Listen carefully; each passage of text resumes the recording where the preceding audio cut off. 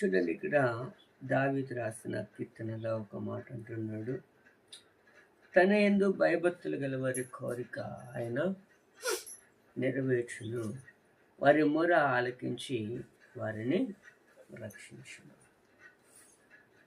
దేవుని యందు ఎవరైతే భయభక్తులు కలిగి ఉంటారో దేవుడట వారి ప్రార్థన ఆలకిస్తాడట. ఇంకా అంటాడు, ఆయన యొక్క కోరికలను ఆయన ఇస్తాడు. అందుకే 119 కీర్తనలు అంటాడు కదా, ఆశగల ప్రాణాన్ని ఆయన తృప్తిపరుస్తానని చెప్తూ ఉన్నాడు. ఈరోజు నా కోరికలు తీర్చబడాలి అంటే మనము దేవుని ఏం కలిగి ఉండాలట, భయభక్తులు కలిగి ఉండాలి అంటాడు.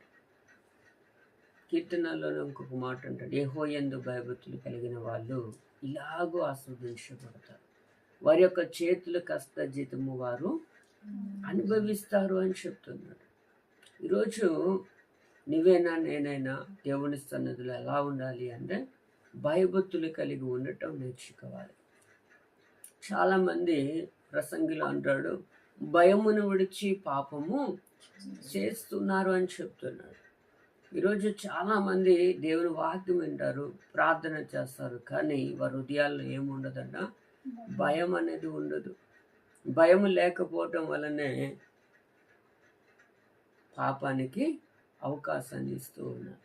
అందుకే మత్తయి సువార్తలో అంటాడు, ఆత్మను దేహమును నరకములో నశింప చేయగలిగిన వానికి మిక్కిలి భయపడండి. చూడండి, మనం ఎవరికి భయపడాలంటే దేవునికి మాత్రమే భయపడాలి. అప్పుడే మన కోరికలు ఆయన ఏం చేయగలుగుతాడంటే తీర్చగలుగుతాడు.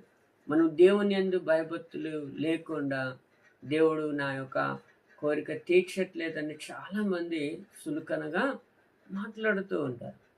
కానీ ముందు మనస్థితి ఏంటో మనము నేర్చుకోవాలి కదా. ఆయన అంటాడు కదా, అడుగుడి ఇవ్వబడును. ఎలా అడగాలి అంటే ఆయనలో మనము మిళితం అయిపోవాలి. దావీదు తన హృదయము దేవునికి మిళితం అయిపోయింది. అందుకే దావీదు నా హృదయానుసారుడు అంటాడు.